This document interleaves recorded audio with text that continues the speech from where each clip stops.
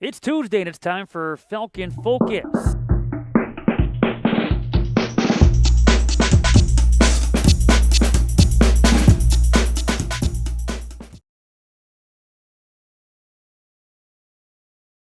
Welcome to Falcon Focus, episode number 4 here in season number 5. We are presented, as always, by Orthopedic Hospital of Wisconsin.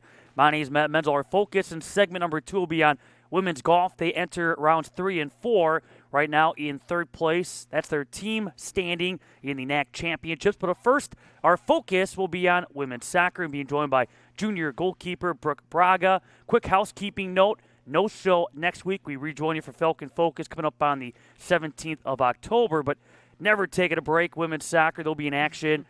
Fill the Hill, that at Fitting Field against MSOE at 4 o'clock on Wednesday. And Brooke, before we talk about the here and now, how about for you? When did you first start playing the sport of soccer? I probably started playing when I was about 5, 6 years old. My dad and my parents got me in it really young, and I've loved it ever since. So how about the goalkeeping position? When did you first start playing between the posts? Yeah, that was probably around middle school, I would say. Because, as a kid, everyone kind of got thrown in the goal, and then you got forced to do it. And then in middle school, I found, I really like this, and I don't have to run much, so it's great. Outside of the not running much, what is it that you enjoy about being a goalkeeper? Well, there's such a feeling of just making a really cool save that it's addicting, and it's so fun. I absolutely love it. Now, to counter that, what do you find to be most challenging about being a goalkeeper? Probably it would just be the foot skills that I sometimes need when they pass me the ball back or things like that because I trained for the position of a goalie and I'm using my hands constantly. And then when I have to use my feet, I'm always like, oh, I gotta remember how to do that too. How do you handle the pressure? And I think it's fair for any goalkeeper, goaltender, no matter what the sport may be. I think sometimes it can be personal. If you give up a goal, if you lose a game, maybe you take it harder than maybe your teammates do. But obviously that's not the case. There's so much that goes into a win and a loss. But how do you go about handling that pressure, finding that balance? I would say you just gotta make it drive you and make you want to do better and force you to just make that extra thing much more cleaner. Get that ball to your hands and continue to let that be your motivation. Because if I would internally take every single goal I miss, which I do sometimes, but you just gotta move past it and be like, okay, well, how am I gonna get this next one? When it comes to penalty kicks and shootouts, how do you go about approaching? What are you looking for? I've had some goalkeepers tell me, I just guess one way and hope I guess right. What do you do? What's your philosophy in those situations? Yeah, I mean, obviously they're not easy, and I've always had coaches tell me it's not your job to make that save. Those are hard. And I've been kind of trained to look at their hips so you kind of can see what way they're going to swing the ball, and that can help me. I also kind of look at their eyes. Sometimes if they're a younger player, in high school more I would do that where I could kind of see where they're going to go. But in college, these girls they're good at it. So I kind of just got to hope sometimes and just make sure my reaction's quick enough. And obviously, from a goalkeeping standpoint, it's important to be vocal back there. Was that something that came naturally to you, or did it take some time trying to find your voice?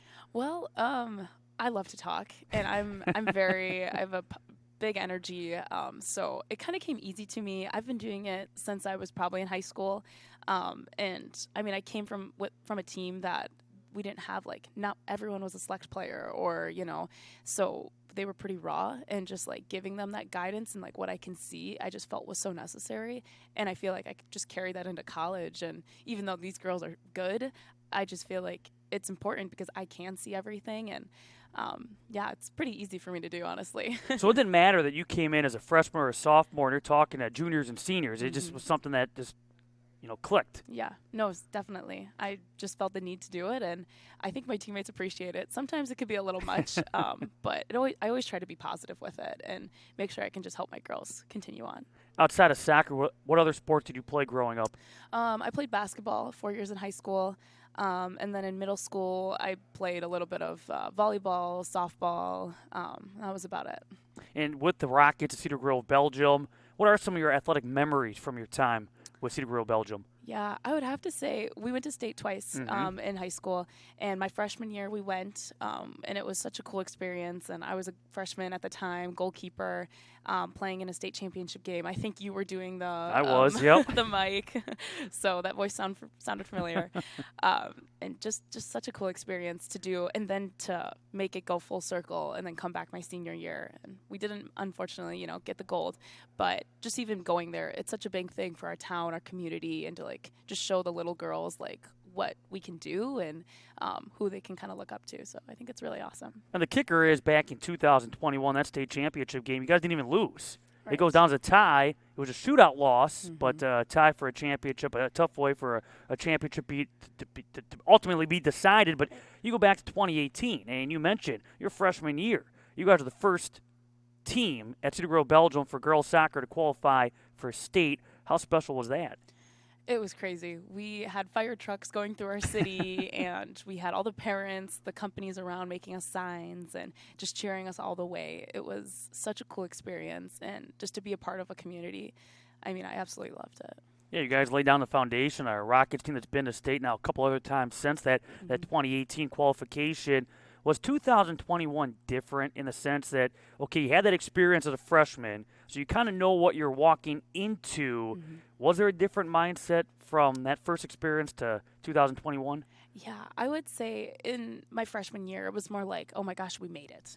And then when I came around my senior year, we were like, we've been here before, but now we need to win. So it was definitely a different mindset, and I was just like, we need to do this. It's my senior year, last hurrah. So we put everything into that game. Do you still follow Rocket soccer? Or do you kind of, at yes. this point? Okay, so Oh, you yes. very aware of what they did this past fall. Oh, Or yeah. spring, I should say. I was at the game, and actually one of my teammates, Caitlin, she actually played in the Kiel game. She was the goalkeeper, and now is on our team, which is really funny, actually. And I was there, and I was cheering on the girls. So, what would that have been like for you? For those that don't know, that was a wild game. That was the highest scoring state championship game in the state history. What would that have been like to play in? Would that have been something you would have enjoyed, or would that have been more frustrating because there were so many scoring opportunities on both ends? Yeah. I mean, I would have loved to play in it. I will never miss an opportunity to play a soccer game. And just the level of teams was great. Cedar Grove has grown so much, and they're under great direction by Zach. And just to be in that sense again, I was on the sidelines, at the edge of my seat, just every time the ball would get close, or when Cora had the ball in the goal, it was crazy. So it was just awesome. So what ended up bringing you here to Concordia? So I actually did the Concordia camps as a kid, and I now work at the Concordia camps, which is even awesome, even better. So yeah, I originally just saw the campus. I saw Hannah and Coach Ryan early on, as when I was younger, and I knew this is awesome. I mean, the view is amazing, and it's also close to home. So my parents they come to every single one of my games, and I can see them very often, which is awesome. In that first season, you got the first two matchups, and you look 4 matches played overall in 2021. What did you learn maybe from that first year playing behind Kaylee Sturkle? I learned so much. I learned how to be a goalkeeper, really, and Sam taught me so much. It was a critical time period for me, along with just being under Kaylee, and just learning how to properly dive and to fully extend and get to where I am now.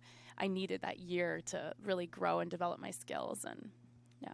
It mentioned you got to start the first couple of matchups with Sturkle out. She eventually came back. But do you remember much about that first collegiate game back on September 1st, 2021 at Lawrence? Scary. Scary. I remember Kaylee and Sam, they were just hyping me up the entire time. You can do it, you can do it. And I was nervous, but it ended up being really good. And we got a good result after it. So that made me feel good, and that I'm ready for college soccer. Yeah, nothing beats a shutout in your first collegiate appearance, a 2-0 win for the Falcons, on top of the fact your defense really stepped up. You only had to make one save. Right. That's a great way to just kind of, get your feet wet, huh? Yep.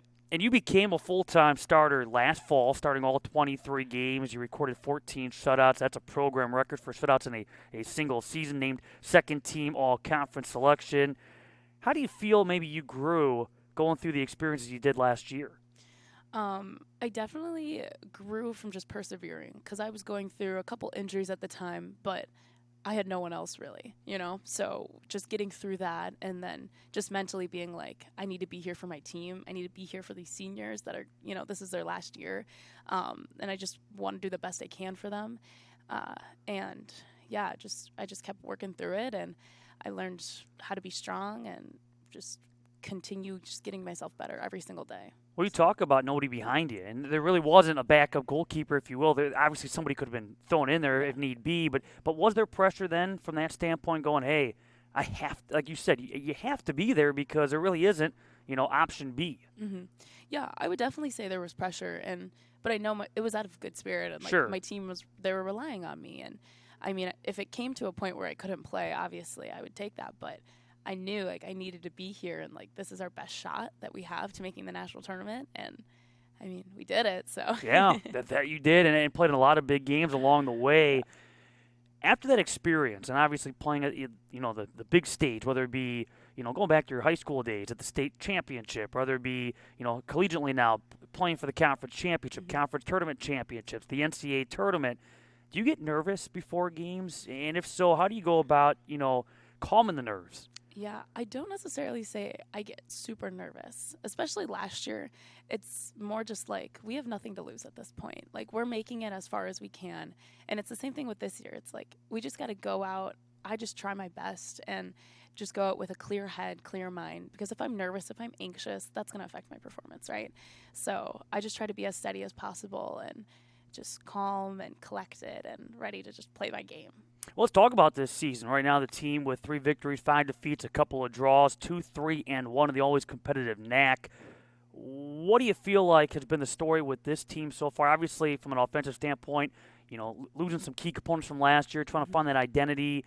What do you feel like has been the story with the first 10 matchups here this season? I mean, kind of what you're saying. I think we're still finding our identity. We're a new team. We are.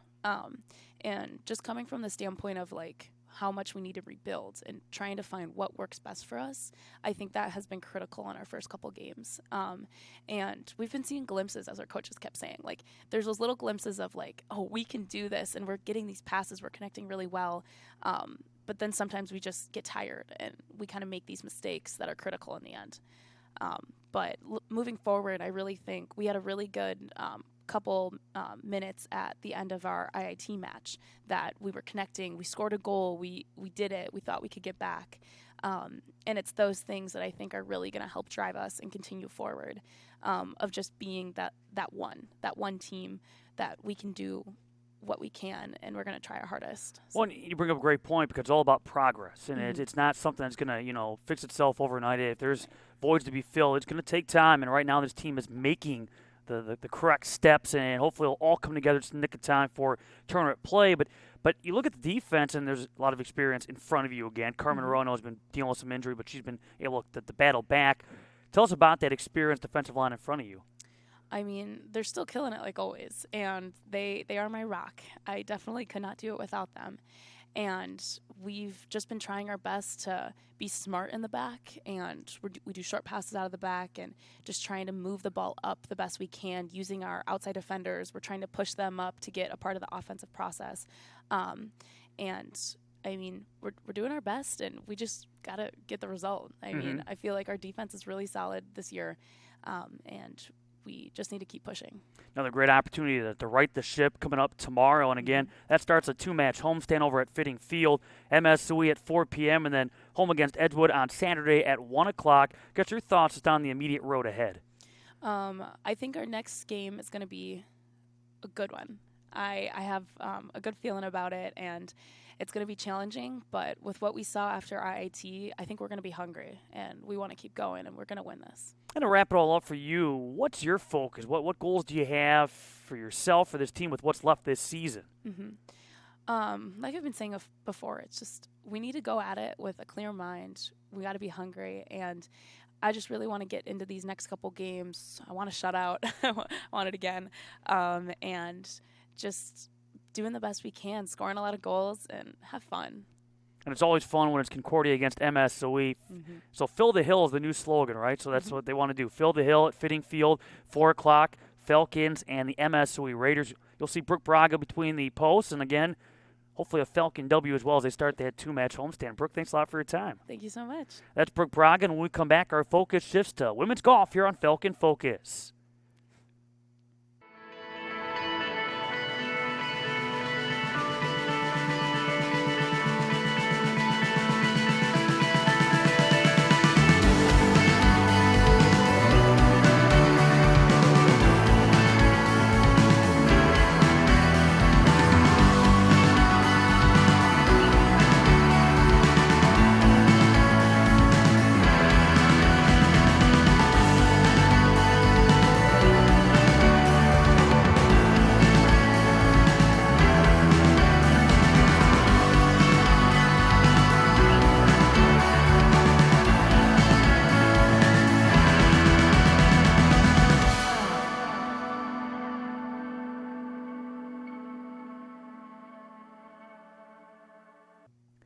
Welcome back to Falcon Focus, episode number 4 here in season number 5, presented as always by Orthopedic Hospital of Wisconsin.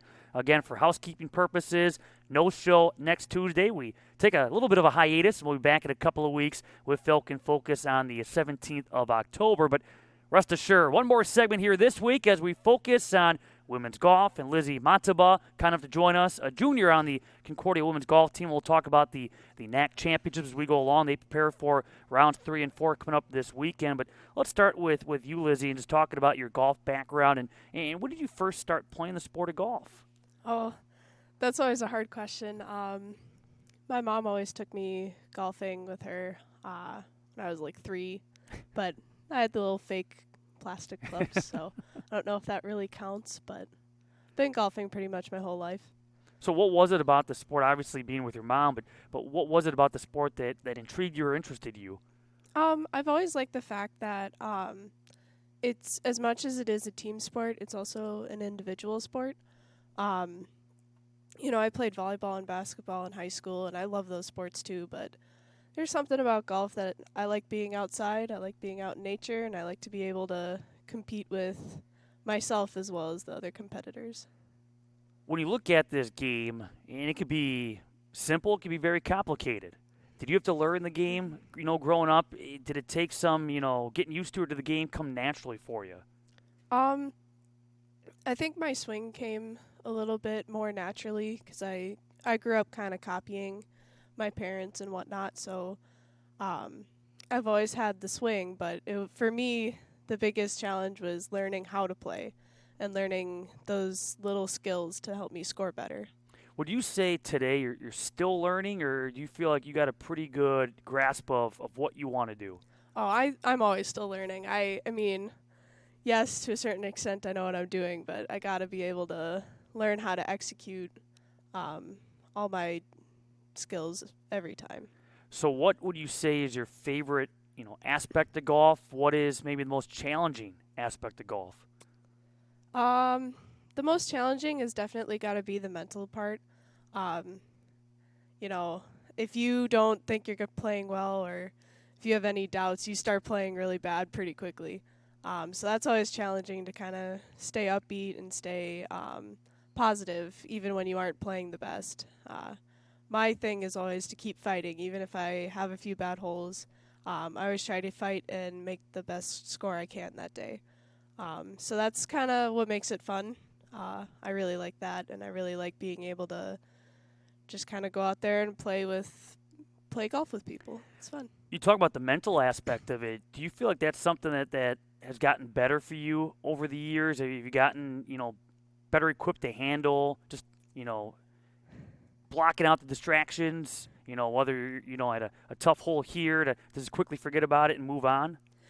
Yes, I think I've improved pretty well. Those who've played golf with me for a long time know that I used to let stuff get to me pretty quickly and pretty easily, and I could have easily just had one tough hole and then the rest of my round went downhill, but now I think I have a better grasp on it, and I have a better outlook on my game, so I can usually hang tough a little bit better. How about noise or weather? Obviously, with the wind, you can't do anything about it. If it's a windy day, you have to adjust. But whether it be you hear birds, you hear this, you hear that. Are you able to distract anything that's going on around you? Obviously, it's typically mostly quiet, but I mean, are you able to, drown that stuff out? Yeah, I think like the nature sounds don't bother me because I'm used to that, and I love being outside anyway. So if a bird is, squawking in the background of my swing, like that doesn't bother me. What bothers me is when if you have spectators or like people making noise when you're like trying to play, that gets distracting pretty easily. But nature doesn't. As for the weather, like that's the fun part about golf is that you just have to play in whatever weather conditions it is. Fall is usually pretty good. We usually have pretty good weather. Usually it's probably just windy. Spring is tough. I can't even imagine. And you just never know one week to the next. Like you look, right, obviously here in the fall, it's been pretty, as you said, consistent. But you look this year, for instance, and it feels like summer again. But every now and then you get those breezy stretches. How do you adjust to the wind? Well, adjusting to the wind is really just trying to grab your grass and try to read it on every shot. For me, it's always, I think I got a handle on it. I know which way it's going, and then all of a sudden I hit my ball and I hit a great shot. Just wind changes directions and I miss the green. Well, you mentioned from a mental standpoint, you let some, shots or your play maybe affect your moods a little bit. Now, if I was golfing with you, would I know that you were upset? Like, are you adamantly slamming your clubs down? Or are you getting aggressive, or is it one of those things that's more internal? No, I get I don't really show it, especially like in competition in practice, or like if I'm with people that I'm pretty relaxed around. Maybe I'll say, I'll be like more vocal about it. I'll say dang it or whatever. But in competition I'm pretty like either under my breath or very like reserved because I'm with other people and whatnot, but I like to think I am at least. But the ball's not flying and the golf club's not flying like that. No, I don't throw clubs. That's good. That's step one. You went to high school at Sheboygan Lutheran, and I read that you played on the boys' team. Yeah. For golf. How was that experience? Honestly, really fun. I mean, I've been, I work at a golf course and whatnot, and there's not many girls who work in the pro shop with me either. But so I've been used to it, and I'm still pretty used to it. And honestly, it was a bit of a change going from playing with guys to playing with girls, just because, when I played with the guys, it kind of took a few holes for them to warm up to me, and which was fine. I got used to that pretty quickly. Did you feel like you had to prove yourself? Not really. Just because, I got to play from further tees. I got to play from like the red tees while they played the whites. Okay. Just because that's what the rules were and whatnot. But the funny part was that I didn't always need those forward tees because even without them, I usually outdrove a lot of the guys I played with. So that was always fun. So you mentioned you work at a pro shop as well, golf course-wise. So golf really is, outside of you playing it, it's a big part of your life. Mm-hmm. How long have you been doing that? For a long time. I work at Quickwioc and Elkhart Lake. Okay. I work for my parents, and I do everything there. I don't just work in the pro shop. I work up in the bar, in the restaurant. I've cooked. I've bev carted. I've done a lot of stuff. Of all those jobs, which is your favorite? That's a tough one. I honestly like that I'm able to do all of them because there's stuff I like about all of them and there's stuff I don't like about all of the jobs. So it's kind of nice to switch around. I get good tips from working in the restaurant and working on the bev card, but I have the most fun in the pro shop.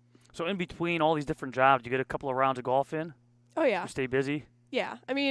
My rounds of golf are usually with my coworkers at like 7:30 at night, but night golf is fun.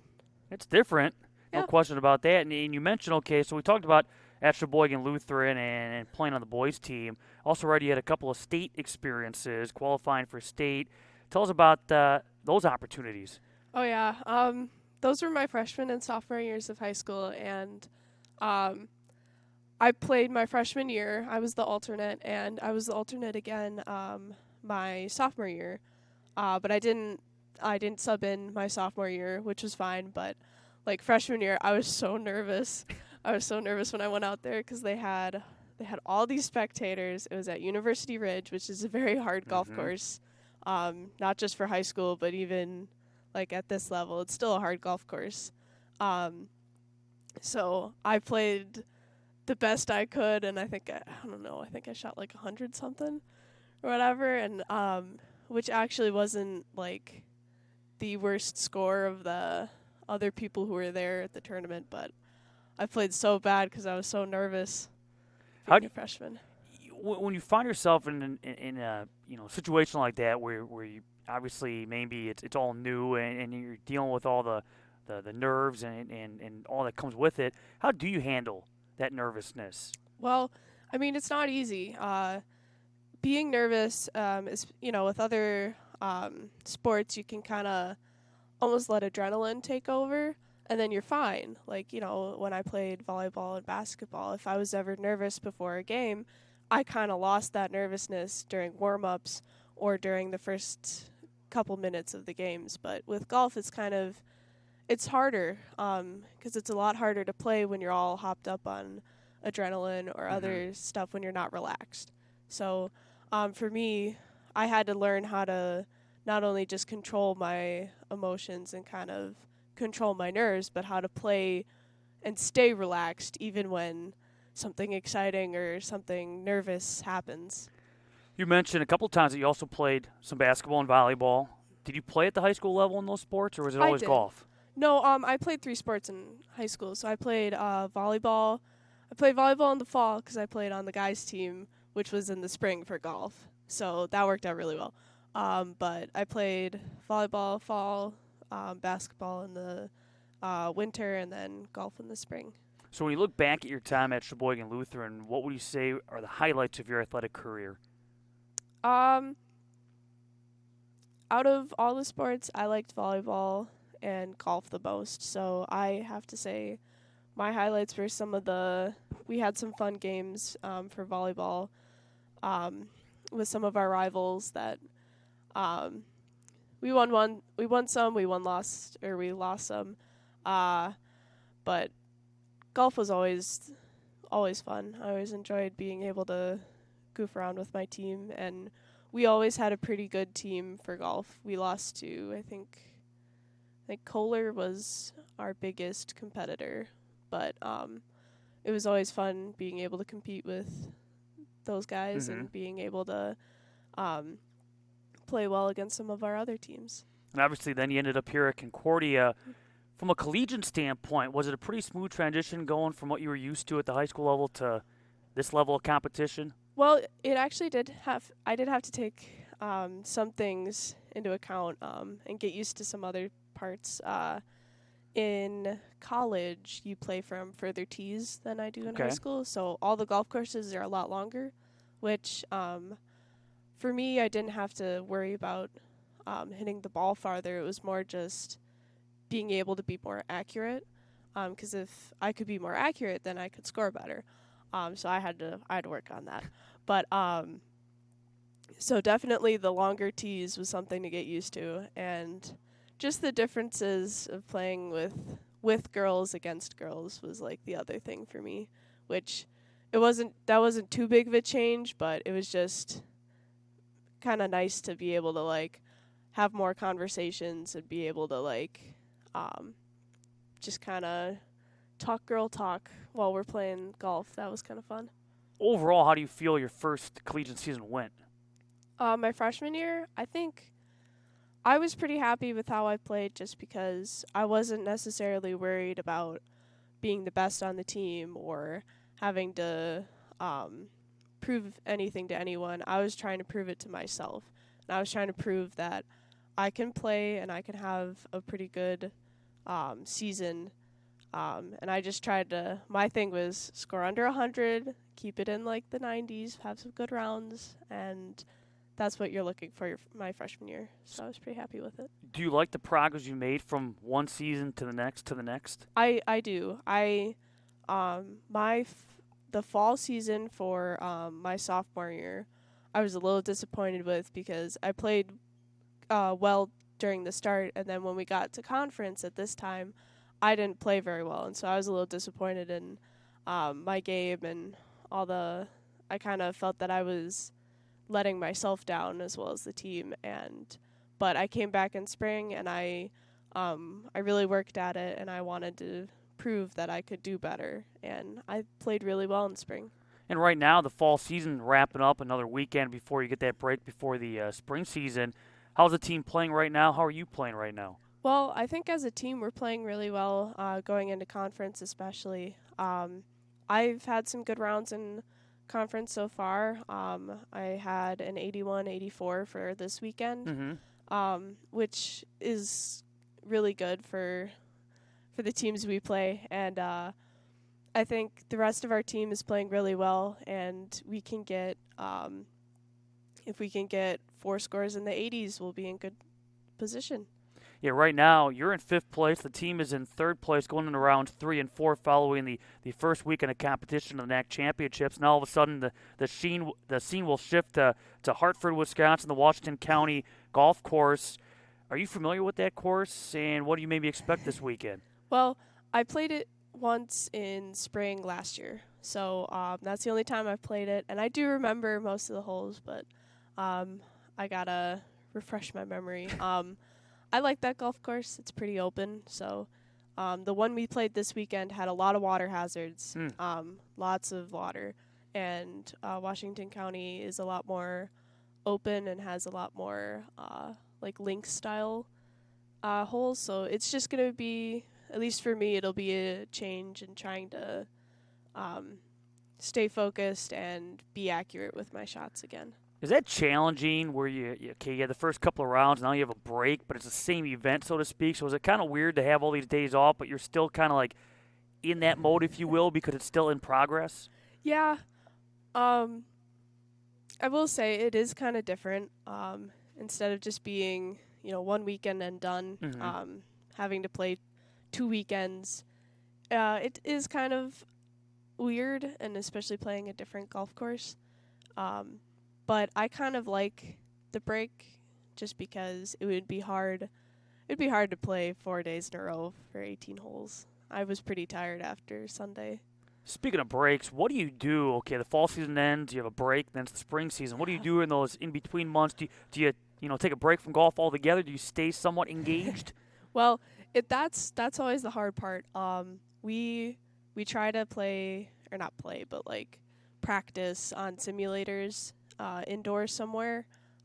We had a location, and we might have to figure out something new for this winter, but that's what we try to do for practices in the off season, is kind of workouts and some simulator practices.